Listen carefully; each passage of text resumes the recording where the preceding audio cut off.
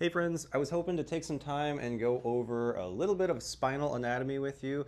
I will try my best to not make it boring, but here we go. In front of you, you have a row of vertebrae, and some of them are fixed in kind of a cheap plastic type material, and some of which are much more realistic and have movement, and we're going to talk about both, okay? So just like I had in my hand, in a perfect world, you're going to see two vertebrae with a nice healthy disc in between it. That's going to be the gold standard. We want to see this on every segment. Mind you, you have 24 of these things going all the way up and down, okay? That's what you want to see. Like I was mentioning again, the mobile version of it, you can move it in pretty much any direction you would like, and there is going to be room left over without affecting the nerve, and that's also kind of what we want to see, okay? Now the next one, this is going to be labeled as a disc bulge. However, when you see stuff like this, it's technically a disc herniation. But from now on, just lump them into the same group because in many ways they're actually the same, and for the most part they cause the same problems. Anyways, if you're noticing this, there are some problems with this one. However, it's still maintained its disc height, which is awesome. We want that. But as you can see, there's an issue right here and there's an issue right here. So we're going to put this back, and now we're going to use the mobile version. And it's going to give you an example of, okay, now we've lost a little bit of disc height. Clearly we have this bulging area right here. Even though it's bulging, we technically call that a herniation. Again, don't be confused by it. I certainly am, and we try to just lump them into the same because again, bulging, herniating, prolapsing, really whatever you want to call it, it's affecting the nerve. That's what matters, okay? And so when you do this, you can see that the nerve right here, is being affected by even just the smallest amount of pulling force. So you don't need much damage to actually feel pain. Let's keep moving. Now the next one down the line, this would definitely be referred to as a disc herniation with some DJD. And you're probably like, what the heck is DJD?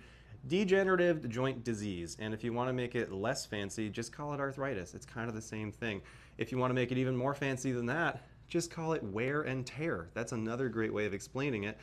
Really what's happened, the disc material has mostly left the building, and this is a diagram by this, and you can see it's much shorter. Just to give you a comparable, much shorter, okay? We've lost some disc height, we've lost some bone height, in fact. So let's look at the mobile version of it. Now we got the mobile version, and you're right here, and obviously, yes, there's DJD. I call this almost crustiness because if you look, and they do a great job of explaining this, it's sharp, like a shark tooth, okay? When this rubs against tissue or anything else, or specifically the disc it's rubbing on, do you think that feels good? Right off the bat, the answer is no. The other thing is, when you start moving it, you can see that the nerve is almost immediately affected. Again, only now it's way worse, and you can only imagine with this sharp, crusty bit right here, that is not gonna feel good, all right? Come on back.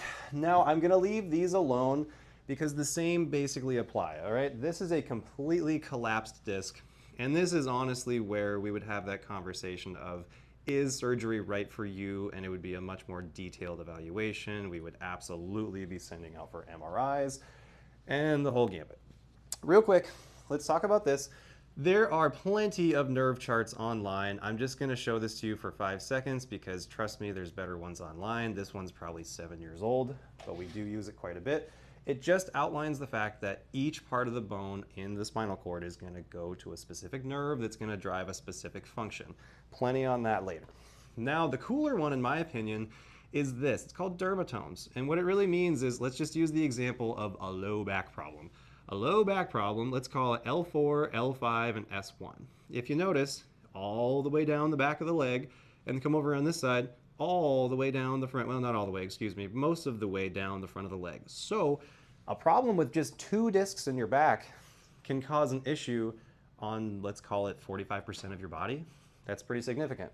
So what we're gonna do is we're gonna now talk about what I do in the office, and that is I take x-rays. Now you're probably not gonna see this very well, but I'm gonna talk about it before I move the camera.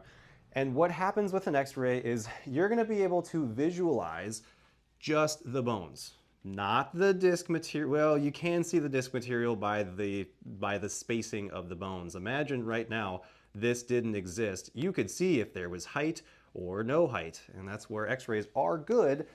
but they are not going to tell you if it actually is a herniation or a bulge or a prolapse or anything. And to prove that point, let's go over here.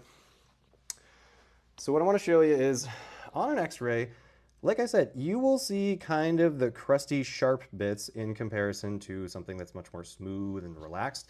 Now, obviously, there's a problem with the curve in this neck, but that's not the point of this video.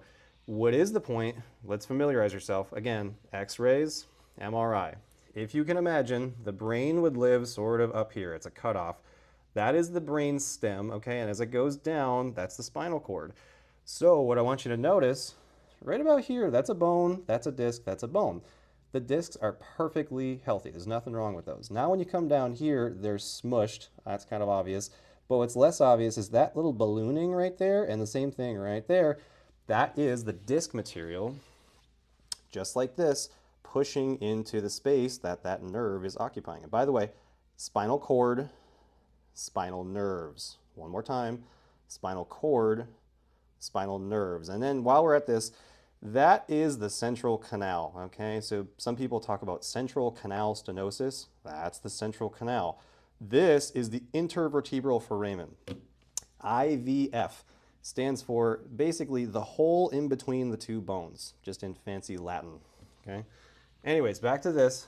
These pinching the nerve is going to have two effects. It's going to affect locally, and it also has the ability to affect peripherally. And that's what we're talking about. So in this case, count with me. That's C1, 2, 3, 4, 5. So let's just use 4 and 5. 4 and 5 has the ability to go all the way down to the arm. And let's say it was 6 and 7. 6 and 7 also have the ability to pretty much occupy the entire hand. So in other words, all you need is a couple areas of damage to affect a large portion of the body. That's the unfortunate part of it. And one last comparison for you. Perfectly healthy disc, and let's call it a perfectly unhealthy disc. You decide.